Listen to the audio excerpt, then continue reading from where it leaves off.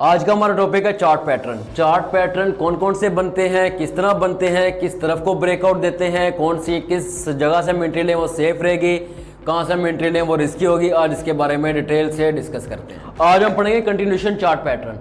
Continuation chart pattern वो होते हैं कि मार्केट ने अपने ट्रेंड को कंटिन्यू रखना है। मतलब ये है कि अगर मार्केट बाय की तरफ जा रही है तो मार्केट मजीद बाय जाएगी, अगर मार्केट सेल की तरफ आ रही है तो मार्केट मजीद सेल की तरफ आएगी।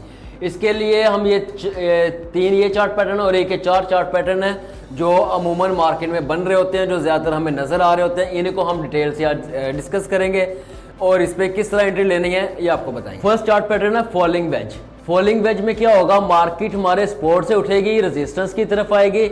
जब मार्केट रेजिस्टेंस की तरफ आएगी तो ये मार्केट यहाँ पे करेगी साइड वे करेगी तो हम एक सपोर्ट की लाइन मार्क करेंगे, एक रेजिस्टेंस की लाइन मार्क करेंगे, दो पॉइंट्स को मैच करेंगे। थर्ड पॉइंट पे जो हमारा एंट्री था वो हम एंट्री लेंगे। लेकिन ये है कि हम एक सपोर्ट मार्क करेंगे, सपोर्ट के थर्ड पॉइंट से हम यहाँ से बाय करेंगे, रेजिस्टेंस के थर्ड पॉइंट से हम सेल करेंगे। लेकिन अब बात इधर ये है कि हमारा एक पॉइंट यहाँ से रिस्की है, एक थर्ड टच जो है हमारा सेफ है।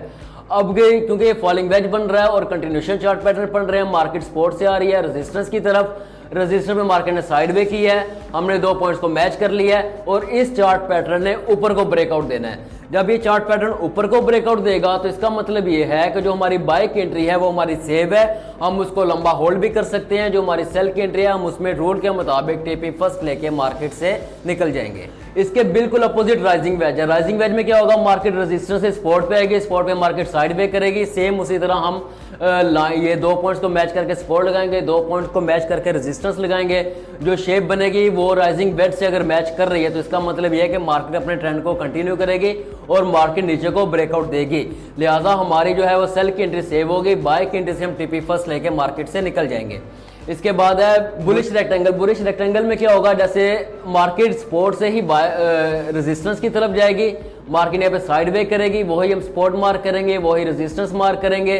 ठीक है, इस यहाँ भी हमारी इसने भी ऊपर को ब्रेकआउट देना है तो हमारी सपोर्ट की जो एंट्री होगी, जो बाय की एंट्री होगी वो सेफ होगी, जो सेल की एंट्री होगी वो रिस्की होगी। बिल्कुल इसके अपोजिट ये है। यहाँ पे सिर्फ फर्क इतना है कि मार्केट जो है वो रेजिस्टेंस से सपोर्ट पे आएगी और सपोर्ट पे ही है। इसके बाद आ गया बुलिश पिनट। पिनट में ये होगा कि मार्केट जो है वो सपोर्ट से रेजिस्टेंस की तरफ जाएगी, लेकिन अगर आप इसको गौर करें तो इसका ये जो सपोर्ट है ये लाइन ऐसा ऐसा ऊपर को जा रही है, रेजिस्टेंस ऐसा ऐसा लाइन ट्रेंड लाइन जो है वो नीचे को आ रही है।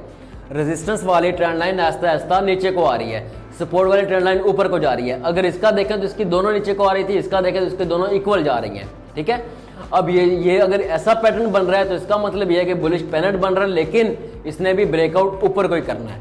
और सबसे ज्यादा जो पैटर्न बन रहा होता है मार्केट में, जो हमें सबसे ज्यादा नजर आता है वो होता है फ्लैग।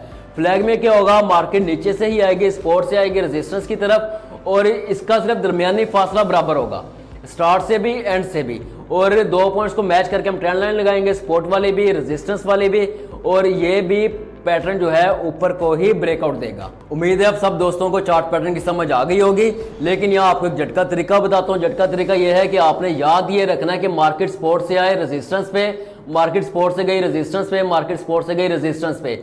इसका भी मुंह नीचे को बन रहा है, इसका सीधा बन रहा है, इसका भी मुंह नीचे को बन रहा है, इसका भी मुंह नीचे को ही बन रहा है। अगर आपने इसकी जगह गलती से ये मार्क कर लिया या इसकी जगह आपने गलती से ये मार्क कर लिया या इन तीनों में से आपने कोई भी एक दूसरे की जगह मार्क कर लिया, फिर भी आपने घबराना नहीं है, क्योंकि इन सब का ब्रेकआउट ऊपर की तरफ ही होना है। आप सब दोस्त इस चैनल को सब्सक्राइब कर लें, बेल आइकॉन पे क्लिक कर लें। नेक्स्ट वीडियो जो हम बनाएंगे कि रिवर्सल चार्ट पैटर्न कौन कौन से होते हैं और हम उसको किस तरह मार्क करेंगे।